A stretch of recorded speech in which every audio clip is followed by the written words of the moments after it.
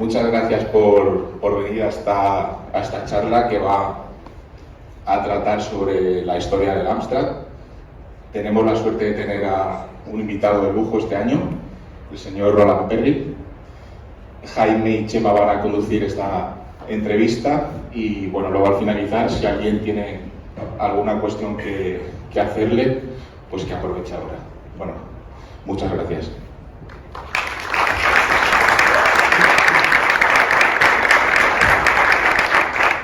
Pues muchas gracias, Jorge, muchas gracias por invitarnos a estar aquí y a tener el privilegio de hablar con Roland. Chema, no sé si le conocéis, lleva un podcast que se llama CPC. No sabemos de qué va. Entonces, tiene un conocimiento exagerado sobre... Sí, un conocimiento más que suficiente sobre el tema como para estar aquí. Mis méritos yo creo que son un poco más modestos, pero bueno. Y bueno, Roland fue el product manager del Amstrad CPC 464. Y eso creo que es todo. Creo que empieza Chema. Podemos empezar, por ejemplo, presentar a ti al señor Jaime del GUA, persona que lleva más de 20 años, 25 años preservando software del Amstrad CPC, una persona que también conoce la plataforma perfectamente, y que si hay una persona hoy aquí que puede de verdad hablar bien de lo que son los entresijos a nivel técnico de la máquina, pues sería posiblemente. Pero hoy hemos venido a conocer un poco la historia del señor Roland Perry y del desarrollo de la máquina correcta en la que todo el mundo quiere estar, el Amstrad CPC 464. Una máquina que, si nos ponemos en contexto, nace en unos tiempos tumultuosos donde en el Reino Unido están saliendo máquinas de continuo. Cada pocos meses sale un producto nuevo, un ordenador nuevo, una máquina nueva, una plataforma nueva, y que poco a poco se van yendo todas a pique. Y Amstrad, a pesar de presentar su ordenador 2 años después de lo que sería la competencia más directa, como podría ser el Commodore 64 o el ZX Spectrum, es de lo que se logra mantener mientras ve caer a otros rivales como Dragón, como Acorn, etcétera, etcétera, ¿no? Y gran parte de ese mérito lo tiene esa planificación de la que hoy vamos a conocer un poco de la mano del señor Roland Perry. Como bien ha comentado Jaime, el Product Manager, la persona que se encargó pues, de recibir el encargo. Y yo creo que podemos empezar, si te parece, Jaime, preguntándole al señor Roland pues un poco pues, los méritos que ha estudiado, ¿no? A qué se dedicaba hasta que le cae el proyecto. Okay. So, thank you very much, Mr. Perry, for being today with us. I'm very pleased to be here. Our first question will be, because we know to know a little bit about yourself from the very beginning, for when you started with this. So we would like to know what is actually, what did you study? What was your training, what you learned before you started working in this area from computers? Okay. Well, I went to college in Cambridge, Sydney Sussex College, and I studied engineering. And they had a fairly unusual course because normally if you go to university you study electrical engineering or structural engineering or a particular specialist. But the course there is a very general course, and it's designed to equip people to become managers of engineering projects in the future. So not necessarily to do the work themselves, but to be able to find people with the good skills to do the work and then supervise them to do it. So you have to understand about every kind of engineering. For example, if you work for an electricity company, you have to build pylons to hold the wires up. And you need to understand structures so it doesn't fall over. You need to understand 25,000 volt electricity because that's what's going in the wires. You need to understand surveying so you put them in the right place. And so there's multi-tasking, multi-disciplines for it. So the course there is 2 years of very general engineering. You study a little bit of everything, including a little bit of electronics and a little bit of computers. And then in the 3rd year, you specialise in one or other of them. Lots of my friends specialised in electronic engineering, but I didn't. I went on a part of the course which is all about project planning. So my specialism was project management, how to draw up flow charts, let's say. It's called critical path analysis.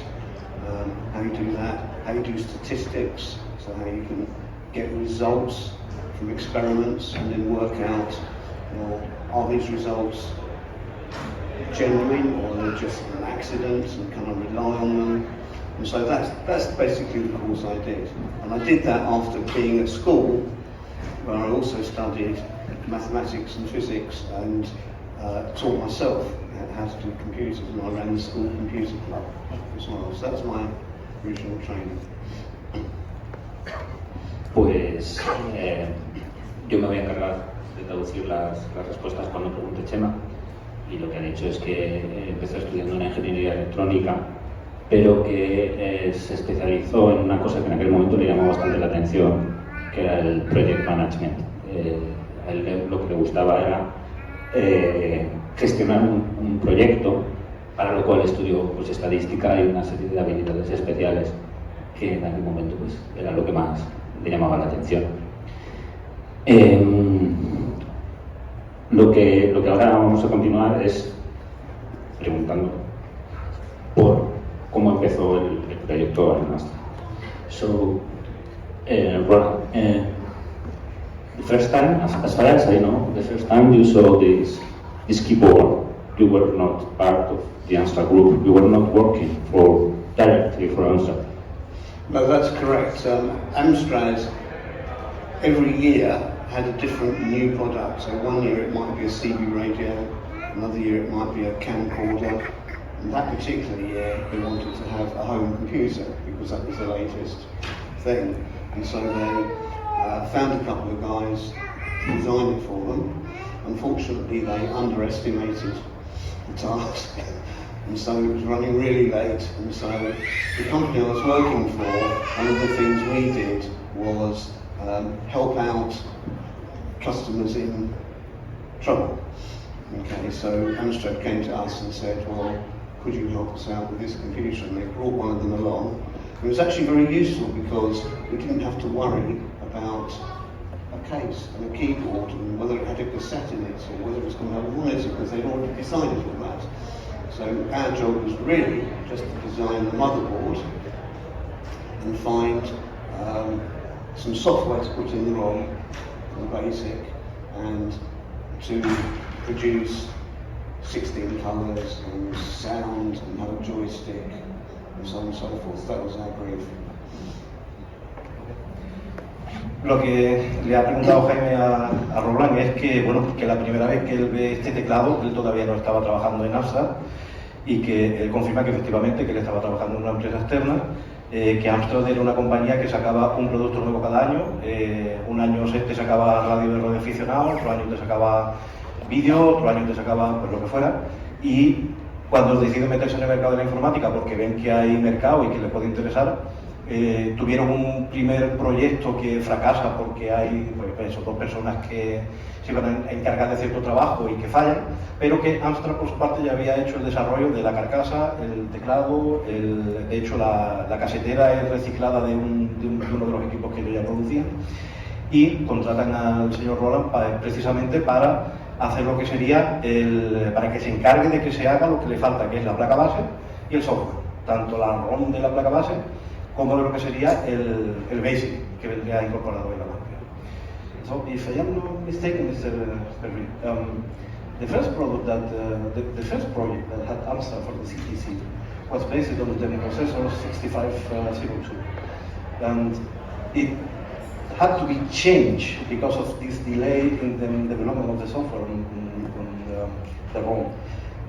What do you remember from this turbulent time when the Amstrad was caught in the middle with a product that had already invested much money, but it was still not ready to be sold?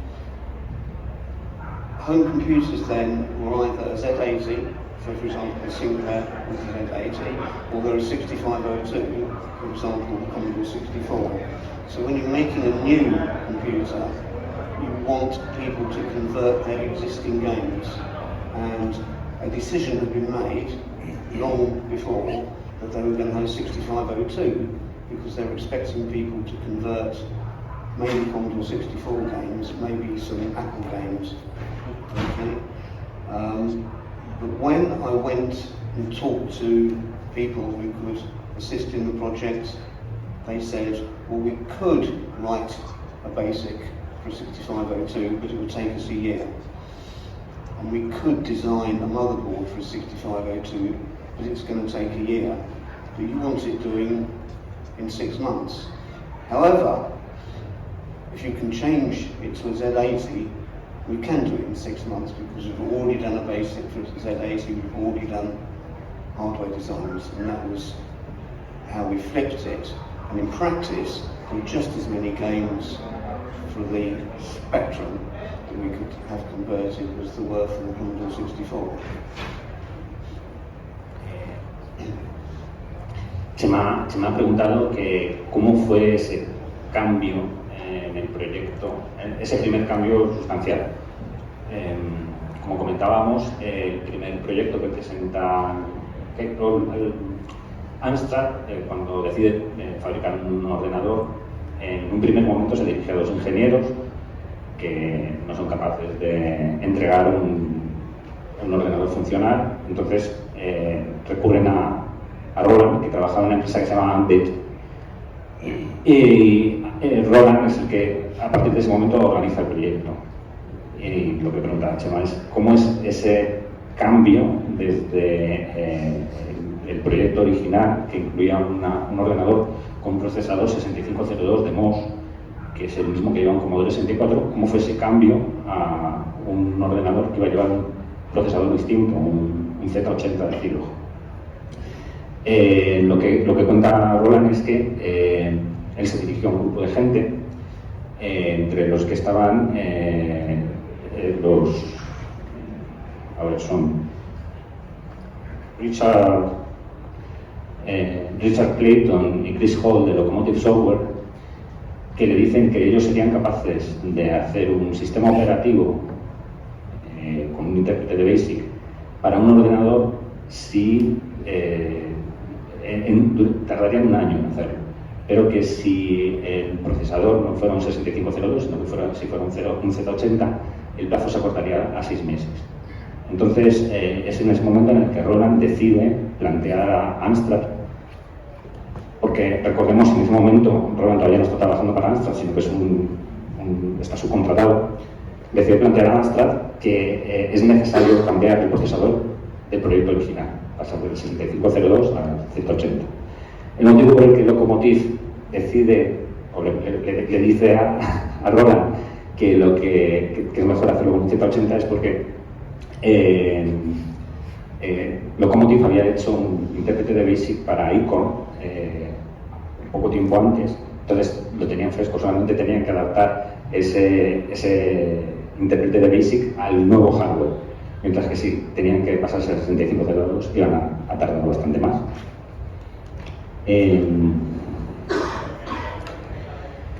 El caso es que durante todo este tiempo Roland se pone en contacto tanto con Locomotive como con otras empresas. La otra empresa es Mega Electronics, de Mark Eric Jones, que es el que hace todo el diseño de hardware, rehace todo el diseño de hardware del primer proyecto. Roland nos ha traído, me imagino que se podrá ver próximamente en internet, la placa original fallida con el 6502, y le hemos hecho fotos, digo que se podrán ver próximamente en internet, me imagino, porque la vamos a publicar, la podréis encontrar. Hoy no ha traído la placa, desgraciadamente. El caso es que continúa el proyecto con Mark Eric Jones, la gente de Locomotive y Roland de Product Manager. Se desarrolla el equipo a lo largo de 1983.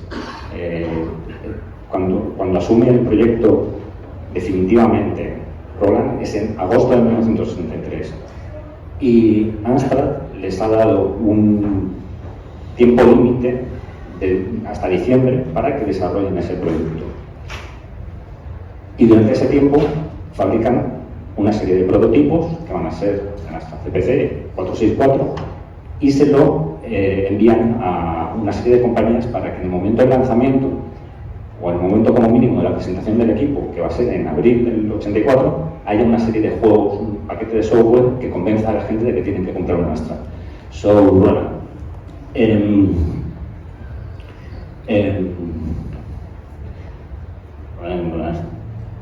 do you create these prototypes during the year 1983? And this is, in fact, one of the goals of the prototype. The prototype that could be seen last year here in Retroalacant.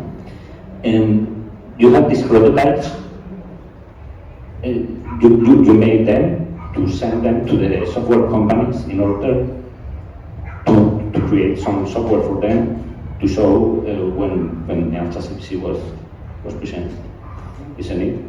You had 45 prototypes.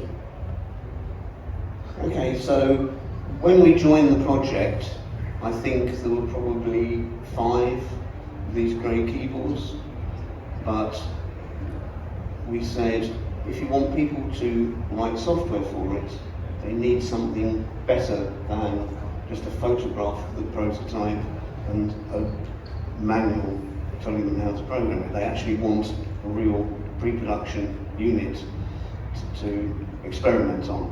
And we knew that in order for the product to be successfully launched, you needed maybe 50 games in the catalogue on the first day it goes into the shops. And then people have confidence if they buy the computer that there's these 50 games and maybe next year there'll be another 100 games and so on and so forth. But nobody wants to buy a computer that has no software. So we had this target of 50 computers, 50 pre-prototypes, pre-production prototypes.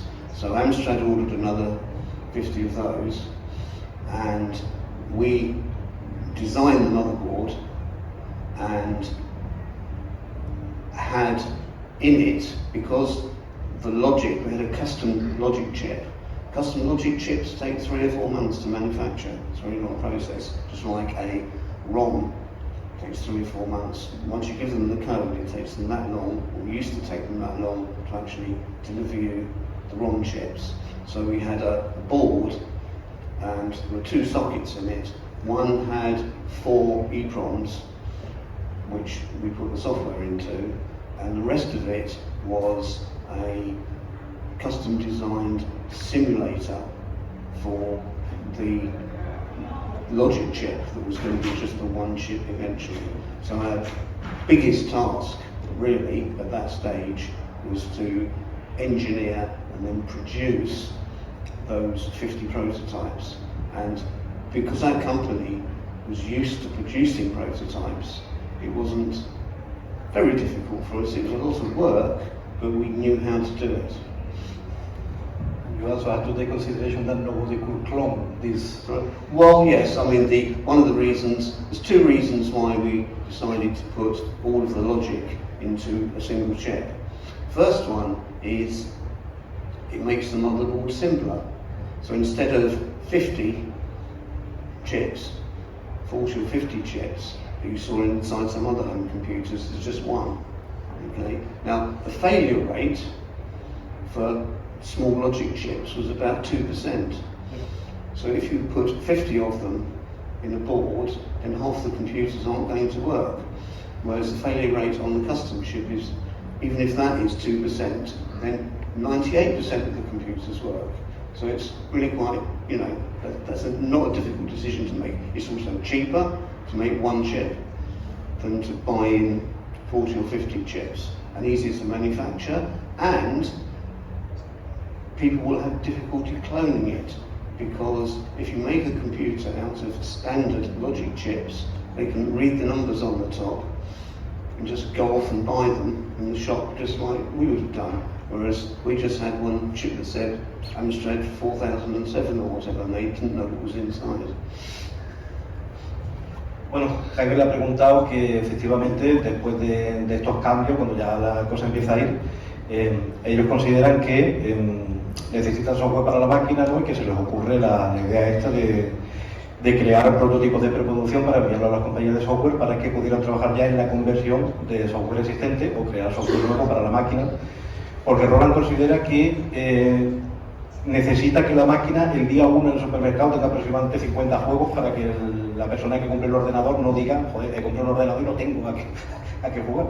Entonces, la tarea más titánica que tienen al principio es coger ese diseño que se ha hecho, ese cambio de placa, ese nuevo procesador que se está usando y producir estas unidades de preproducción. Porque cuando él entra en Amstrad lo que tiene son 5 teclados.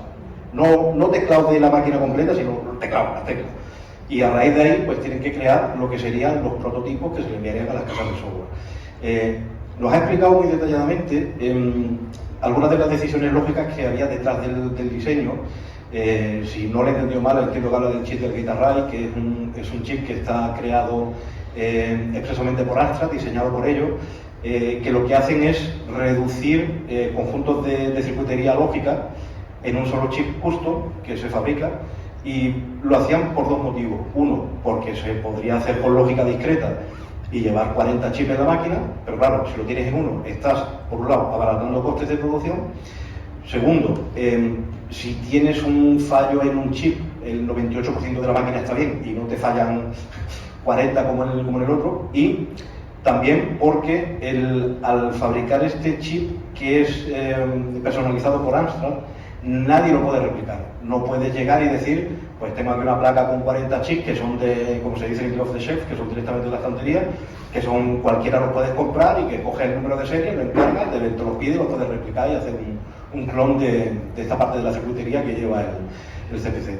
Ellos buscan con ello, pues, tanto abaratar costes como evitar lo que sería la clonación de máquinas y evitar, pues, que hubiera competidores que se pudieran aprovechar de ello, ¿no? I would like to ask you, Mr. Perry, you already told us that you have very clear in mind that you need games when the machine is on the market, because, of course, nobody wants to have a machine that you cannot do anything with, right? But we feel that it was a planning in the future more into just games, because you found an official magazine. There is a manual for the computer that is not only a instruction guide, but you have also a small basic training course. You have games, missing games after. So what we today call an ecosystem around a machine, you already had this idea in 1983 or 1984. So you have really clear that you really need not only games, but a complete range of products. And I would like to also ask, do you think that was the secret why Amstrad survived with the CPC 464, where other machines went direct bankrupt or complete out of the market?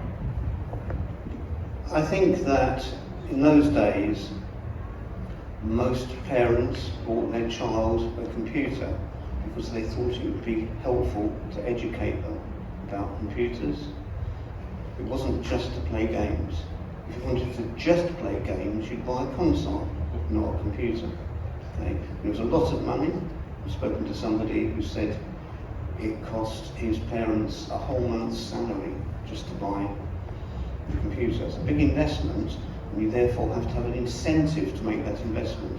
So it's not just for playing games, it's for learning about computers, it's possibly for doing your household budget and recipes, and there's all kinds of things that you could use it for. Also, because we also had basic games that you could type in, so people wrote the games and they were published in magazines, and so people got practice on how to program, because they'd maybe type in 3 or 4 pages of listing in a magazine and then say, oh, well, maybe if I change this little bit or change that little bit, then I'll improve this game or change the gameplay on this game. So people would learn about computers, and so yes, we also had to put that in the manual, teaching people about how the computer works, because if you don't know how it works, then how are you supposed to program? It's like a car, right? In the manual, it sort of tells you how to drive. It says if you want to go around a corner, there's this round thing in front of you, you turn it and that makes you go around the corner. So it's that same kind of idea. Chema preguntaba que claro, yo antes comentaba que tenía que haber 50 juegos en el momento del lanzamiento del ordenador, pero que no era solamente una máquina de videojuegos, que desde Amstrad también se planteaba que eso debía ser un ordenador más serio. Y así solamente por su aspecto ya se planteaba en esos términos. Y entonces Roland nos cuenta que en aquella época pues sí, los padres podían comprar el ordenador a sus hijos para que jugaran, pero que era una inversión porque costaba un mes de salario, tanto en Inglaterra como aquí a lo mejor algo más, un Amstrad CPC, entonces que tenías que darle, justificarlo en términos familiares de otra manera, tenías que, cuando los padres lo compraban tenían que pensar que no era solamente para que el hijo jugara, sino para que aprendiera, incluso para tener recetas de cocina en el ordenador. Entonces, que esa era la idea con el Amstrad CPC. De hecho, en las revistas de ordenadores, recordaréis que en muchas de ellas, nos dice Roland, había listados de BASIC que se podían copiar y que eso servía para aprender a programar e incluso para aprender a escribir a máquina o en el ordenador, y que era un poco la idea que se planteaba. Cuando nos han planteado a Chema y a mí venir aquí, hemos recibido un montón de preguntas de gente. Vosotros después podéis hacer las que queráis y se las trasladamos a Roland.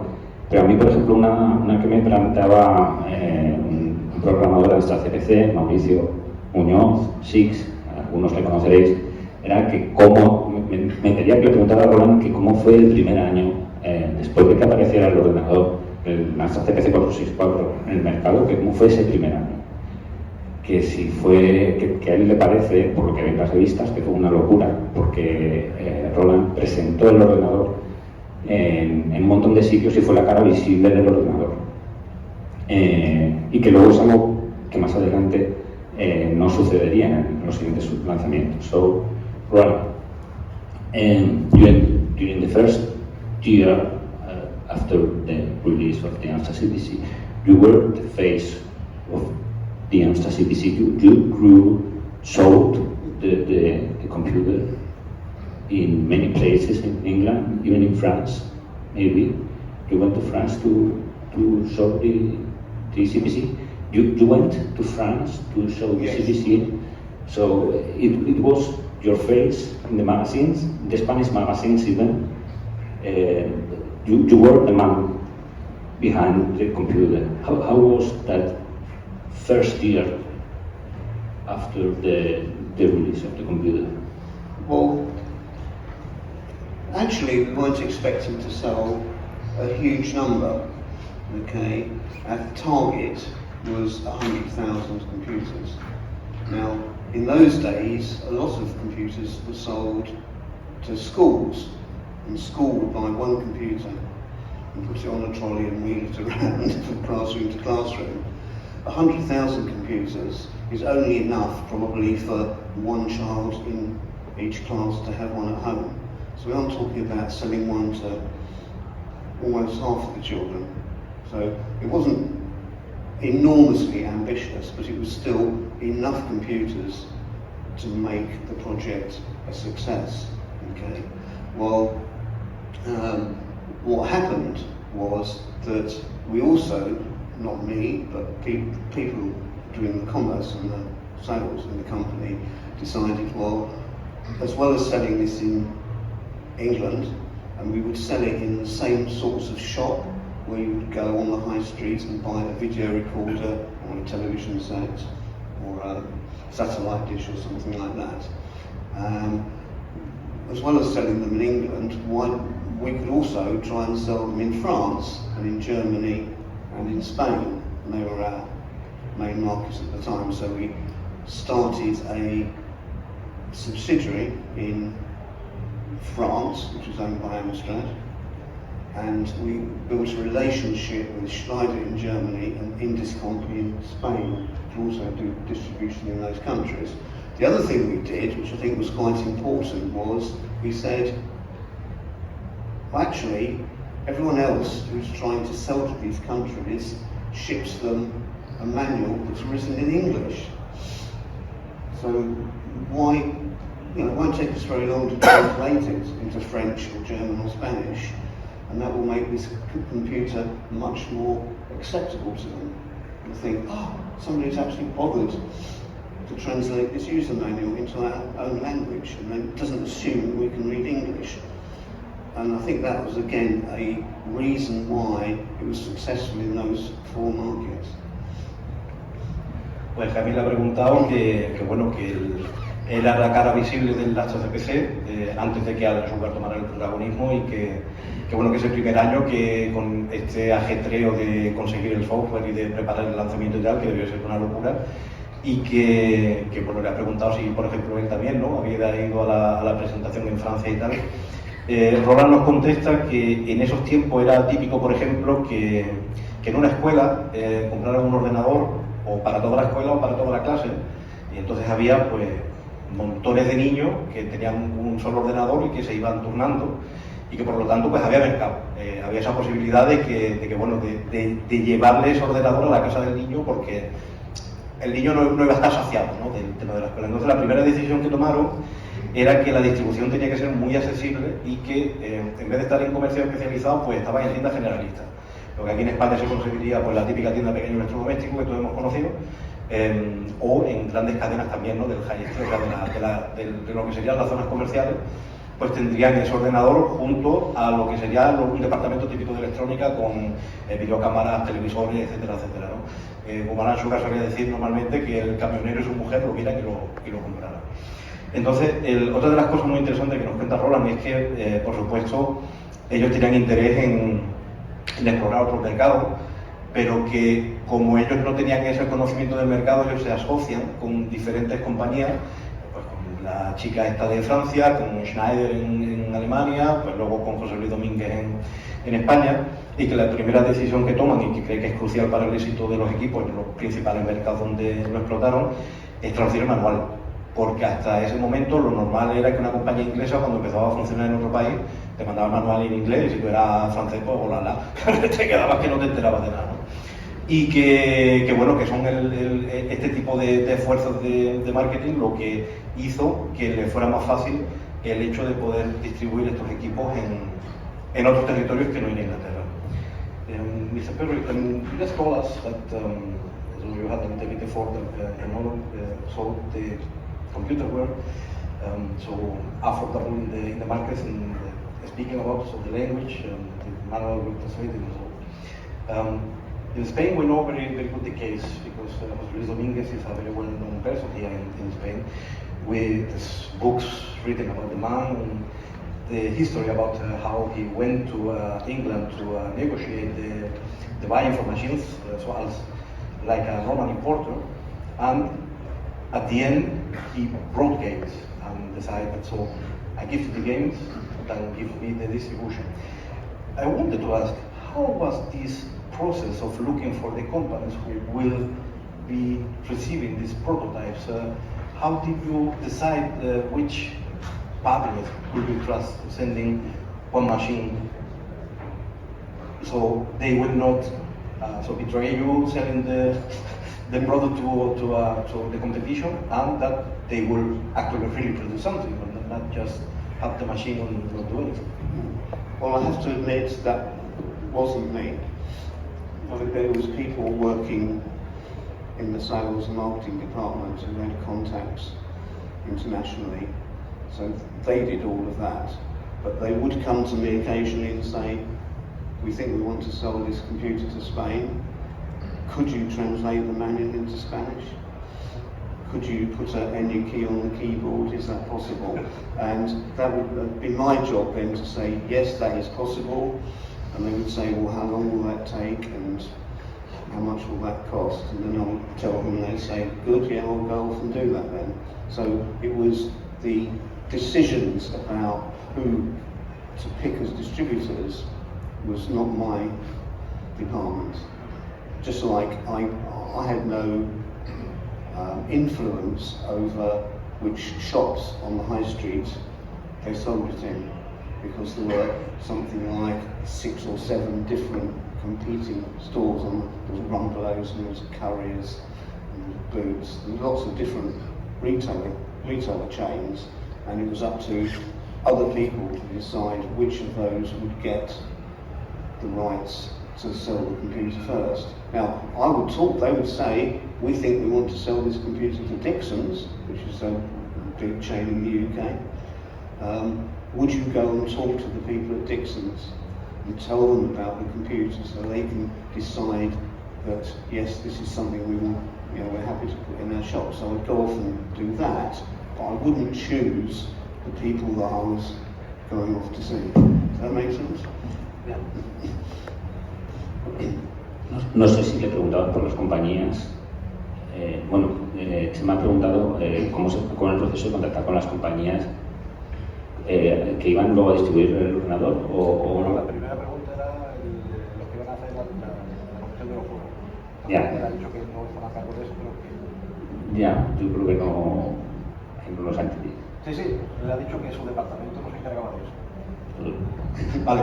Sí, no. Él nos encargaba de contactar con las compañías que luego vendían el ordenador. Nos ha respondido que era cosa del departamento de ventas. Que por ejemplo, si Indescom requería que se tradujera el manual al castellano o que se le pusiera ñ al teclado, él era el que técnicamente se tenía que encargar de eso. Y que además dio cursillos de formación de cómo vender el ordenador, sobre las características del ordenador a gente de Dixon's o de Rumbelows, que eran grandes almacenes británicos. Lo que pasa es que yo creo que la pregunta de Chema iba más enfocada a cómo se contactó con las compañías que hicieron ese software del lanzamiento. Sí, pero ella ha dicho que no estaba implicado. Sí que está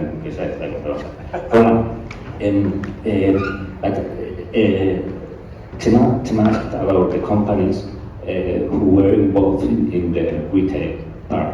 But you did contact with some of the companies that did the software for the prototype to show the computer, isn't it? You contact with Imagine, you contact with Anirog, Cuma Computers, and some other companies in order to have that software and even some add-ons or something like that. Yes. I mean, part of my job was to distribute these prototypes to software houses who promised that they would write games, and we helped them if they had any technical problems. If their computer broke down, we sent them a new one, and so we kept that going, very vigorously.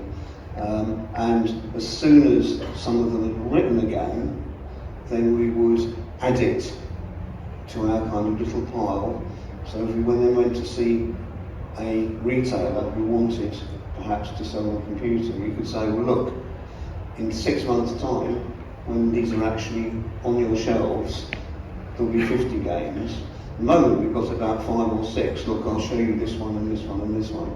So it's like a continuous process of just adding whatever we could find. I was talking to somebody today about the welcome tape.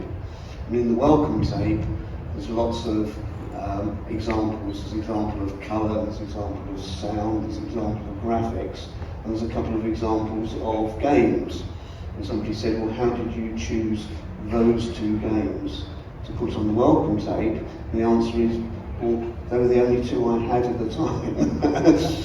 So it was very useful I had 2, but I didn't have 3. So we just put a little sample of those 2 on the tape. So it's always a case of doing the best you could as soon as you could. Pues Jaime le ha especificado la pregunta anterior y de cómo fue ese proceso de enviar las máquinas prototipo a las compañías de software, pues como han mencionado varias, como Imagine, como Puma, como Anirog, para que produjera ese software, que esos 50 juegos que esperaban tener el día 1.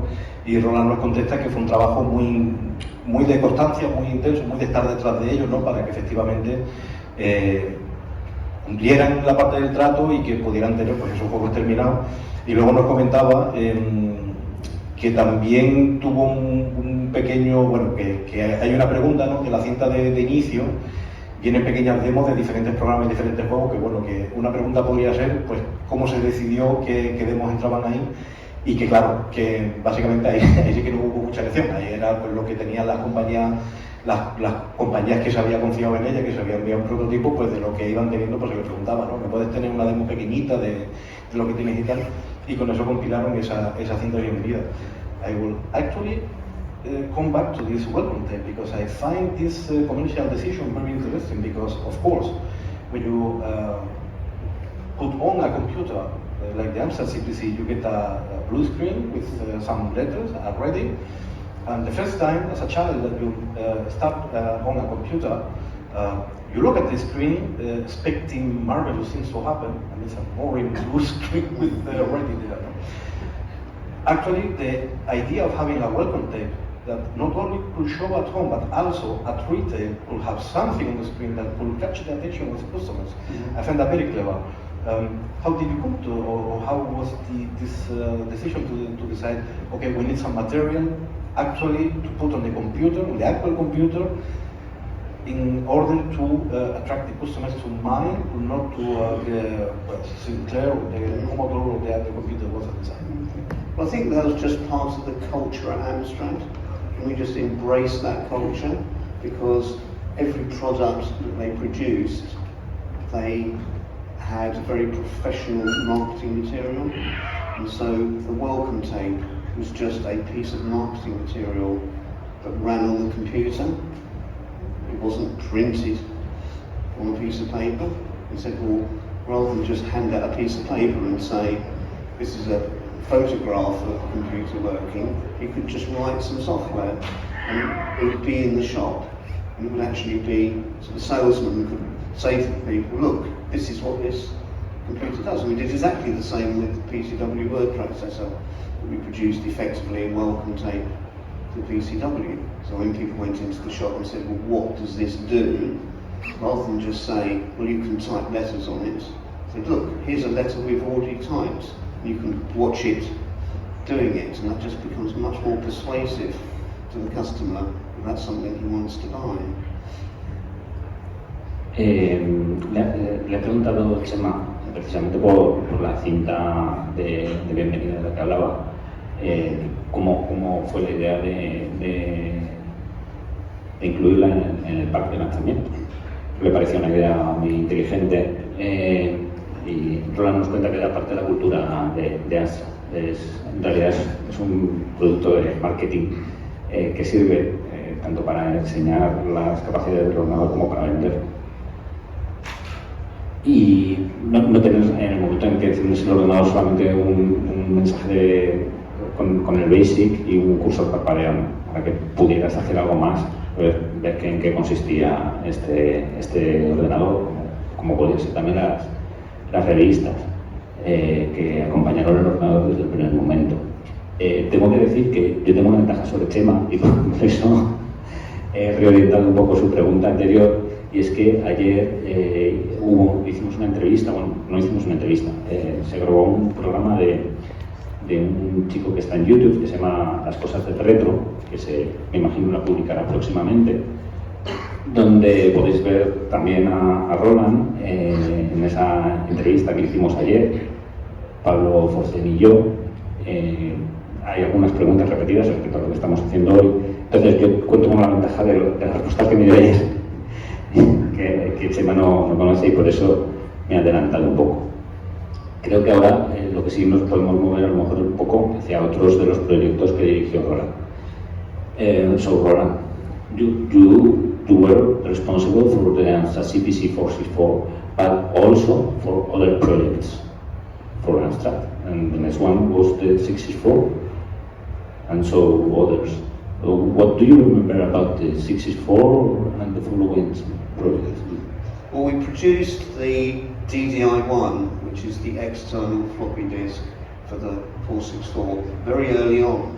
In fact, even before the press launch of the computer, because we actually used the prototype DDI1 to load the software at the press launch, because we wanted to show the press several games and several demonstrations, and you couldn't keep them waiting there for 10 minutes while every tape loaded, so you had to do it quicker. So we accelerated the development of the floppy disk add-on,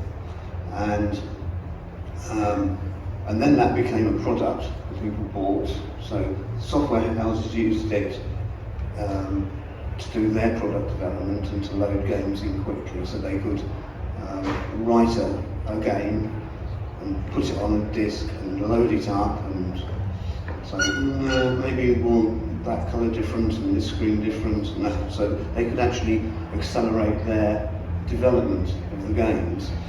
And so it became a product that you could buy through either retailers or through our user club as an accessory.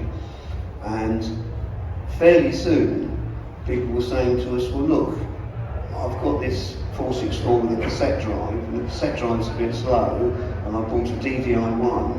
Why can't you just make a computer that hasn't got the tape drive, that's just got the DDI1 inside the 464?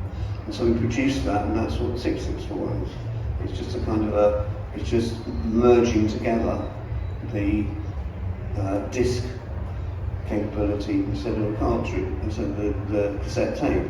And of course, by then, pretty much all the game software and other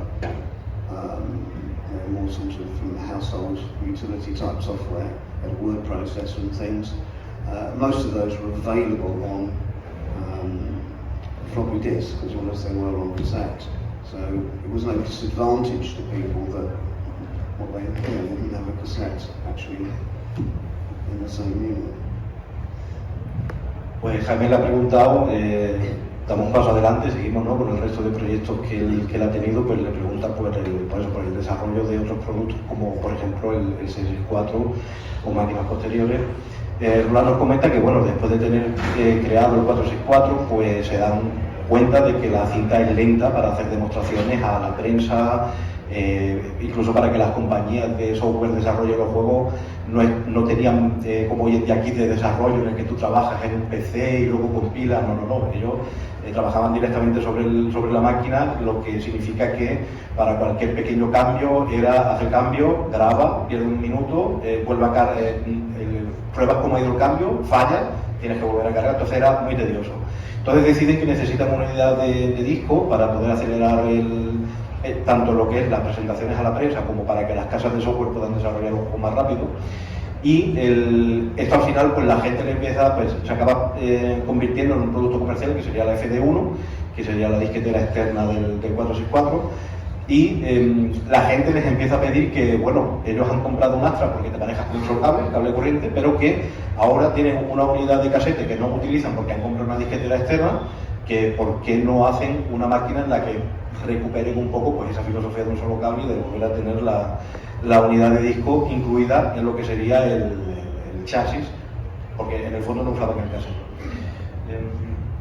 I would like to ask you, Mr. Perry, when you take these decisions, like you need to make a new product, like disk drive, like the FT1, or then, like you say, people come to you and say, hey, it would be great if we could go back to only one cable and just have this drive together. We know that Amstrad was a very vibrant company, that they could work very quickly in new products. So could you explain to us how was this working environment?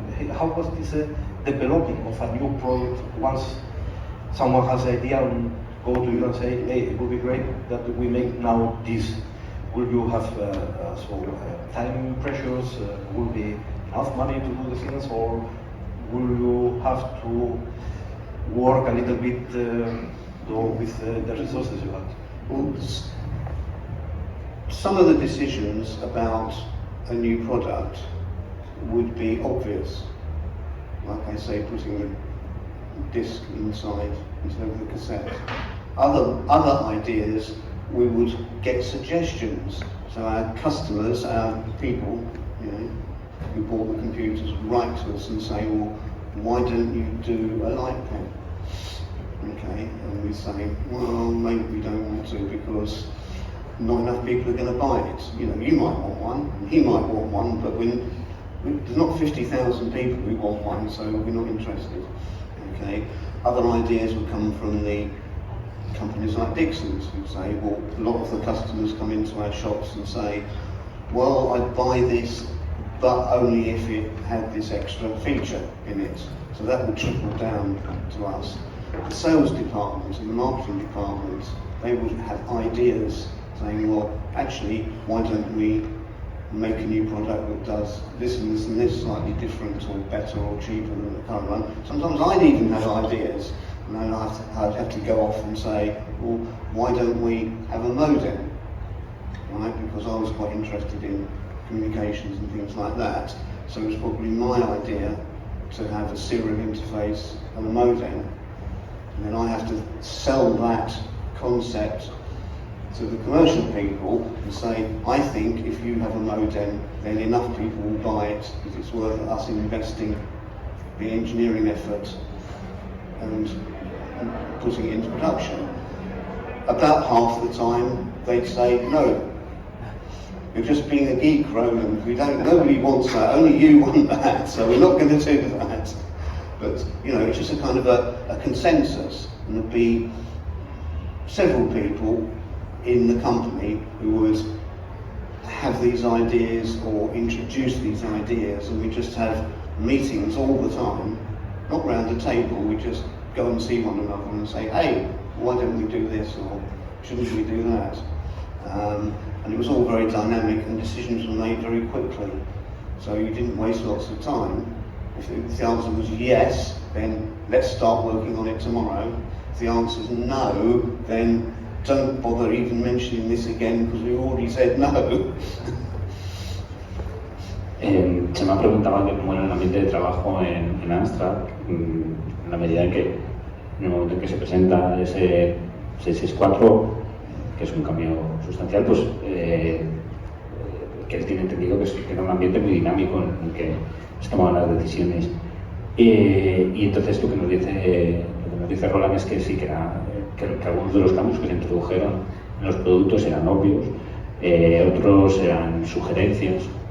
Lo que pasa es que algunas de esas sugerencias pues, eran un callejón sin salida. Por ejemplo, el iPad era un producto que a lo mejor pedían 2, 3, 4 usuarios de Amstrad CPC, pero como era un producto que se iba a vender por decenas o cientos de miles, pues se decidió no seguir adelante con él. Que otras veces esos cambios, esas sugerencias de nuevos productos llevan a la empresa a través del departamento de ventas.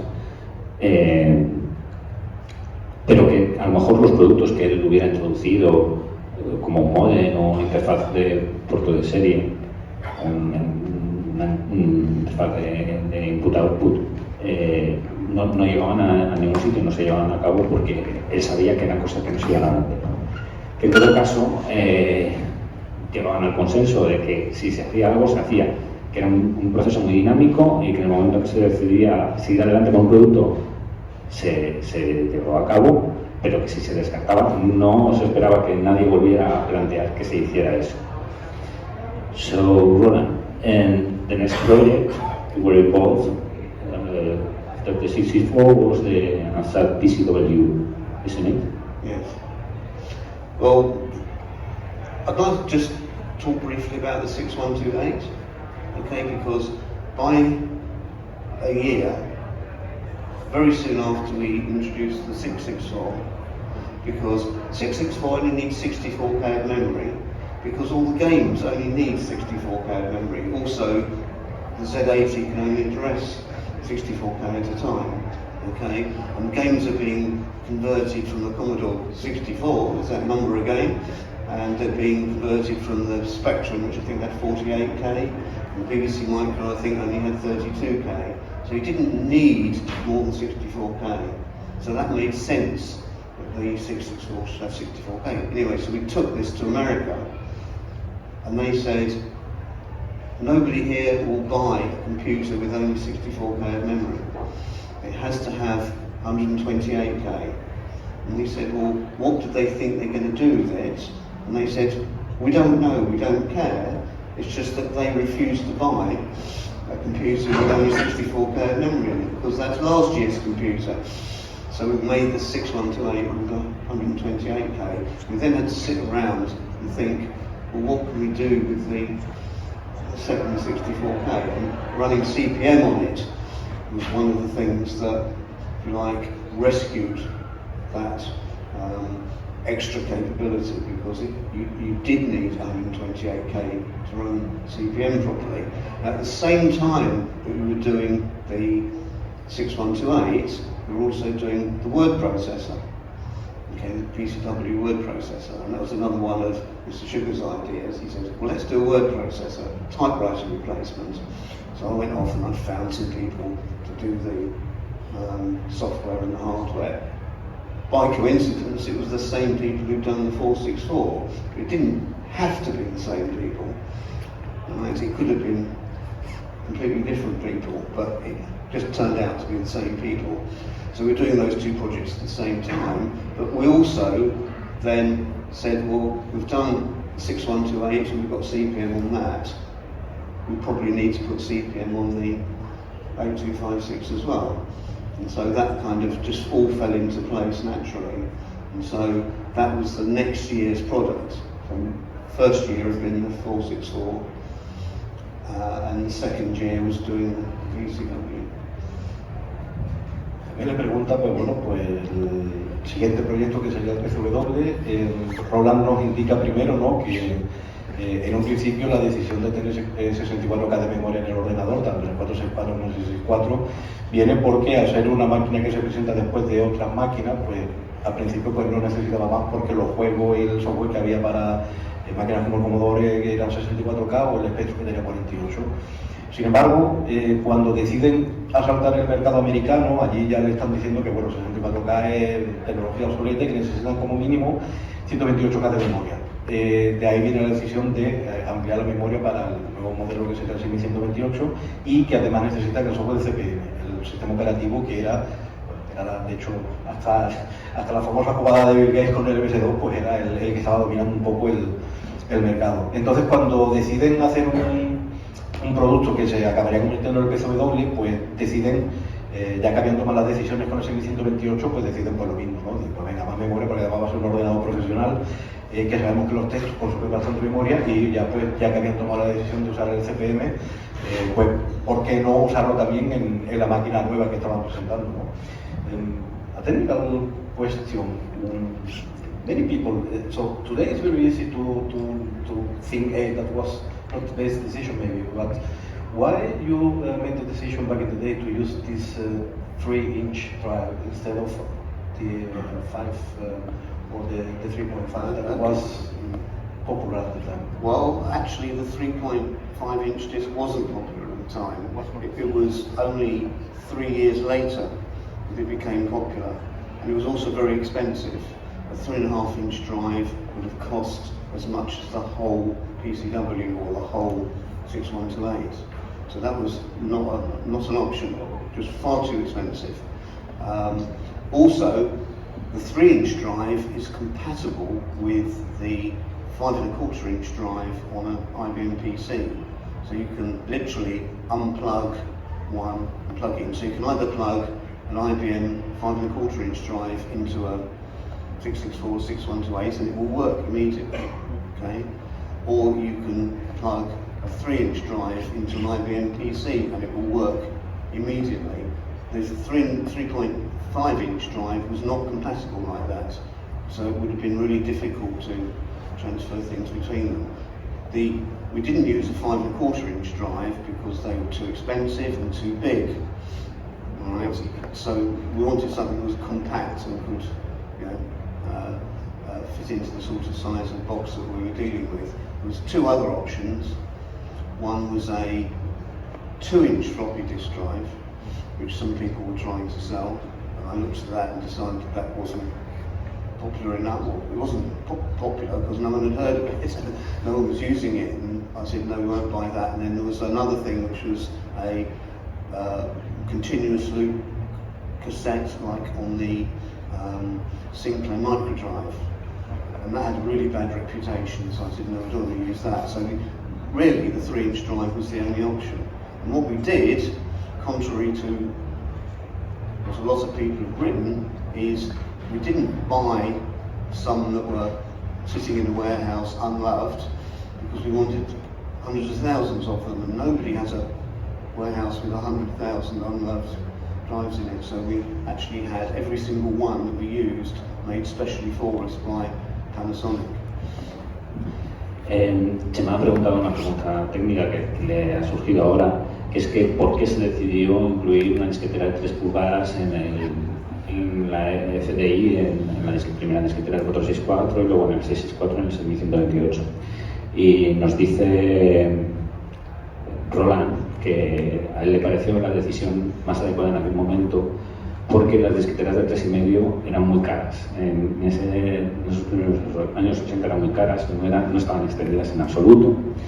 Luego además las disqueteras de 3 pulgadas siguen el estándar Sugart, que no Sugart como Alat, sino Sugart, lo cual permitía intercambiarlas con otras disqueteras como las que utilizaban los PCs en aquel momento. Que en todo caso se barajaron otras opciones, aparte de las de 3,5, como eran las de 5,25. Los disquetes de 5,25 eran demasiado grandes y también eran caros. También se barajó unos disquetes raros de 2 pulgadas, yo no los conozco. Me imagino que debe ser algo parecido a los Quick Drive o algo así. A los Quick Drive sí me parece algo así como los disquetes de la Famicom System. Y también se barajó la posibilidad de utilizar microdrives, cintas continuas, como las que había decidido usar Sinclair en los Spectrum y en el Sinclair QL, pero tenía muy mala fama ese medio, no era merecido. No era en absoluto. Una de las cosas que esta pregunta se la planteó de Retrogamer a Roland, y me dijo además que había otro factor por el que a él le gustaban mucho los disquetes de 3 pulgadas, que es que son rígidos, son bastante duros y no son a prueba de agua, pero les puede caer agua y se puede meter en un sobre y enviar, que era una cosa que a él le gustaba mucho. Claro, eso es algo que hoy ha quedado completamente obsoleto, pero en aquel momento la idea de que tú pudieras meter el disquete sin más en un sobre y enviárselo a alguien era muy atractiva, y era uno de los motivos que también había pesado en su momento. Roland, after the 6128 and the 64 and the PCW, there was a project that was not finished, the Arnold number 2, which was a supercomputer. What can you say about it? Well, it was quite complicated computer, because people, again, customers said to us, why do we need to buy your CPC to play games and a PCW to do our word processing, when you could make one computer that did both at the same time? And we said, actually, we're not convinced that everybody wants to do both things at the same time, because a lot of the children playing games don't want to write letters to Father Christmas, and a lot of the people using PCW for business, like bank manager using it to write letters to his customers, doesn't want to play games. So we're not actually very convinced it's a sensible product. But what we'll do is actually, from the point of view of design engineering, we could combine the two reasonably easily. So we just need to, instead of having the custom chip in the CPC and a custom chip in the PCW, we just put both of those inside one twice as big chip. Okay, and like have a switch on the side that just switches between the two. And we did produce a prototype, but we were really busy, and so it was a case of, well, we've got 5 projects we're trying to do, we've only got enough people and enough time to do 4 projects, which one do you want to cancel? And the answer came back, well, we'll cancel this rather strange Arnold number 2, so we're not actually convinced people want. But what it was a colour version. It would have been in the same cabinet as the PCW. It would have had a PCW compatible screen with more characters than the CPC. It would have had 64 colours, not 27. And it would probably have had 512k of RAM, not just 128 that's in the 6128. So it would have had all of the best, the biggest bits of all of them, all in one box. And we built 2 prototypes, and we did get some of the software running, so we could run games on it, we could do word processing on it. We eventually decided, no, it's just too much effort, we're too busy, and that was the only project we did that got cancelled.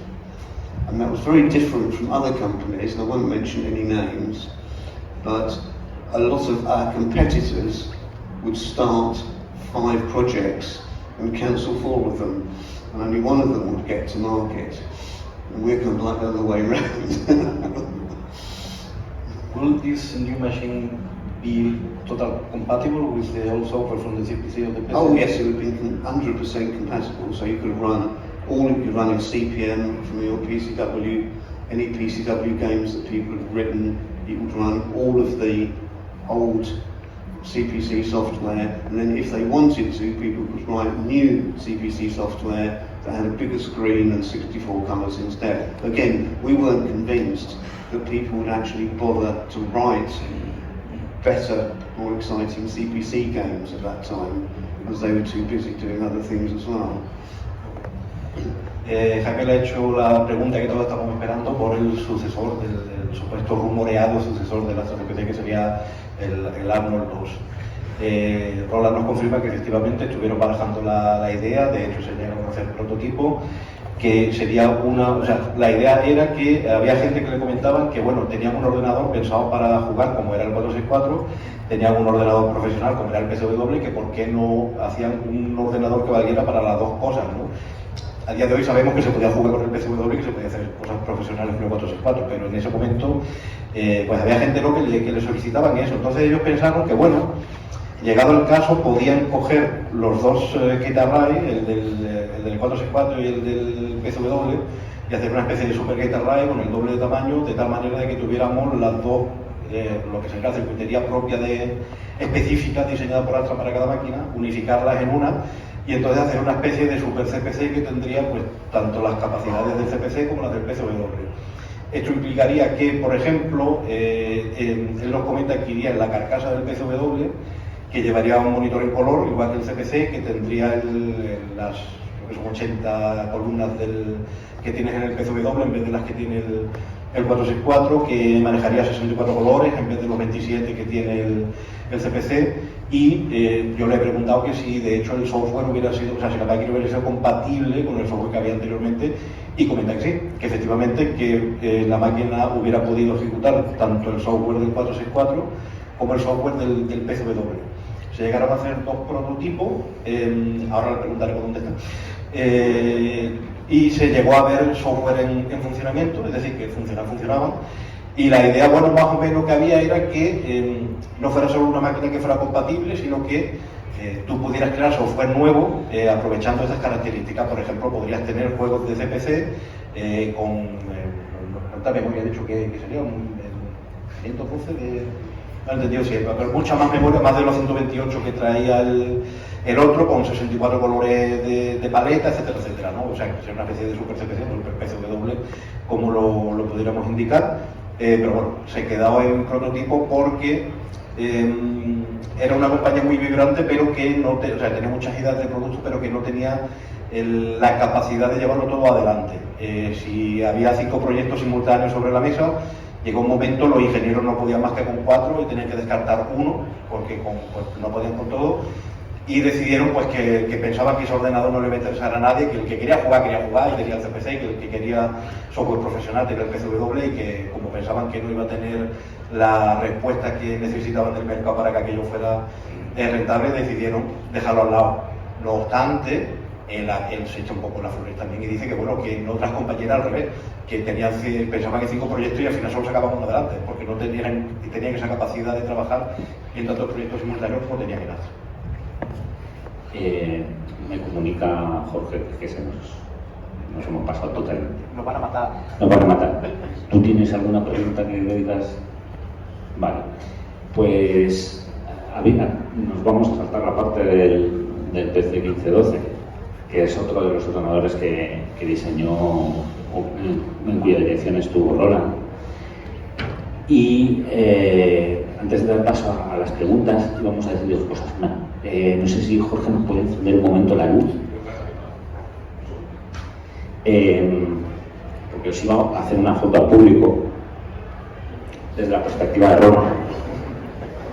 Era guapo, Roland, we are making a picture with you in front of the audience. I will send it to you later, the picture. And the other thing is that Roland asked, Roland nos había pedido que comentáramos que hay una charity, una asociación benéfica a la que le gustaría si pudierais hacer una donación. Es una asociación británica en contra del cáncer. Yo os dejo por aquí ahora la información al respecto. Y ahora sí, ya os dejo el micrófono para que hagáis las preguntas que consideréis oportunas. Muchas gracias.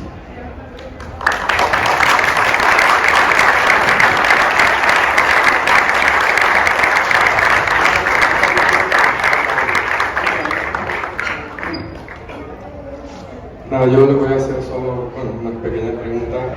Es referente al 6502 que se ha comentado solo de Commodore y... Just continue to close the door, there's a lot of noise. ¿Se puede cerrar la puerta que hay mucho ruido? Que cierre la puerta, sí. One question I want to ask you is about the 6502 that you haven't mentioned the Apple at the scene. Why? Well, knowledge of the Apple computer. It wasn't very popular in Europe. It was quite popular in the United States and in the Far East, and there were lots and lots of clones of the Apple II. Which is one of the reasons why we're very concerned about making the 464 unclonable. Okay, so it was very expensive as well, and so we didn't really think it was within our kind of target market, our sphere. It was kind of off there somewhere. So we were very much looking at the market for Commodore 64 Spectrum and so on, not something that was probably 4 times the price. Yeah, going back to the decision. Voy atrás con la decisión. The decision to about the 6502, the choosing C80 or 6502. It was 1983, as you said. Well, why? Yeah, the 6502 was used in the Apple, but there was almost nobody in England writing games for the Apple, so it didn't matter that that was the same processor. What we needed was a balance between the Z80 and the 6502 that was in the Commodore 64, okay? Because we didn't think that there would be a realistic proposition of people converting Apple games to the CPC, because there were very few Apple programs in the UK. ¿Le das tu Chema? Le ha preguntado el compañero que por qué la decisión de no utilizar el 6502, que era el ordenador que utilizaban, por ejemplo, los Apple II, que era un procesador relativamente popular en Estados Unidos, pero es que el target que estaban buscando con el 7128 era diferente, no pretendían entrar en ese momento en el mercado estadounidense. Su objetivo era competir en Inglaterra con Commodore 64 y con Spectrum. Y además, esto lo añado yo, es algo que he comentado previamente en la entrevista de ayer. Su modelo era el BBC Micro, el ordenador de Apple. No era Apple en ningún momento, no se fijaron en Apple en ningún momento.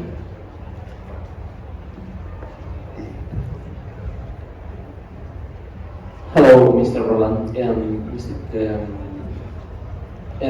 Thank you very much for coming to Spain and to coming with us, because it's been very illuminating, your answers to the questions. I have a very speculative question. I don't know if you will have an answer, but taking into account that the computers you made are still alive, because you have seen we have many of them, and we continue developing new games, software, tools for the computers, so we can presume that they will stay alive for, say, 20, 30, 40 years maybe. Is there any particular thing you can think of you would like to see your computers or us with the computers do with them? Something you can think of, I would love to see the computers, this thing done for them or with them? Well, I think I would like to see somebody developing a web browser for the CPC. I don't know if that's possible. That would be my number one, I think. Pues Fran Gallego le ha preguntado que, bueno, que viendo que las máquinas de CPC siguen vivas a día de hoy, si le gustaría a él ver a un 464 haciendo algo en concreto, y él contesta pues que le gustaría ver un web browser, ¿no? Un navegador de internet, que creo que ya hay uno de texto. Still exists one but only text. Huh? It's still exists one web browser but only text. That's the only one I can think of at the moment. But I'm very pleased that people are writing new games. It was very quiet. CPC was in the shops and being used for maybe 5 or 6 years, and then there was 30 years of silence. And nobody was interested, nobody wrote anything new. They just put the computers in their attic or threw them in the rubbish bin. And now we've got the ones which have been rescued from the attic. So I'm very pleased that some people did put some of them in their attic. Añade que está muy contento de ver que hay gente que después de 30 años de tener el ordenador en el ático, bueno, en el trastero, pues lo ha rescatado y sigue haciendo cosas a día de hoy con la máquina. Sentimos mucho, esto parece una rueda de prensa de Biden, pero tenemos que hacer dos muy cortitas, muy rápido. Mr. Perry, probably for us the 464 is 128 are the most important computers, but as you say, you were involved in many different products in your time at Amstrad, and I would like to know from all of them what is your favorite and why? Well, of the time I was there, my favourite computer is the PCW, because what it did was allow lots of people to become authors. They were able to write a book, or write their memoirs, or write a novel, and because before the PCW came out, you would have needed to buy an IBM PC, which would have cost 4 or 5 times as much money, and they couldn't afford it. So lots of people went out and bought PCW and became writers, and there's therefore all this literature which is very valuable to the community, which they are able to write. So I think in terms of enabling society, I think the PCW is my favourite. In terms of games playing and documentation and things like that, the 6128 is my favourite, because I really enjoyed writing the manual, which is about this thick. And it's not just a technical manual about the 6128, it's a book to teach you how to program. Pues se le ha preguntado cuál era su máquina favorita de las que ha desarrollado, contesta que el PCW, porque democratizó a la gente pues a escribir libros. Ayudó, impulsó a que muchos autores pudieran dedicarse a escribir libros, que es una cosa que considera que aporta a la sociedad, y que aparte también le tiene cariño al servicio 128 por el desarrollo del manual, que es un tochaco y además importante, en el que enseñaba pues eso también a programar, ¿no? a la gente. Hi, sorry. Thank you for your work, first of all. And my question is also, I think, an answer, because there's the Simpliface interface. I don't know if you know it, the Simpliface and the M4 interfaces for the CPC 464 that give you a web browser and a whole operating system. So my question was if you knew about these enhancements, and also if you had any favorite games from that era. Well, I've seen quite a few modern accessories here today for the first time, because while you were very active in the CPC in Spain, there is nothing happening in England. Nobody's interested anymore. Okay, so I don't get to see them or hear about them. So it's been very enjoyable for me to see all these latest enhancements, although I haven't quite yet understood all of them. What was the other part of the question? Yeah, your favourite game. Oh, favourite game. Well, I suppose my favourite game is probably Roland in Time. That's my favourite game. Pues la pregunta si conoce una expansión de hardware que se llama Simpliface, que dice que no, pero que no ha estado muy envuelto en los últimos desarrollos, que ha visto que aquí en España hay una cultura muy activa de desarrollos nuevos, que cree que en Inglaterra no, que está la cosa más parada. Y la segunda pregunta era cuál es su juego favorito y que él considera que posiblemente sea Roland Perry.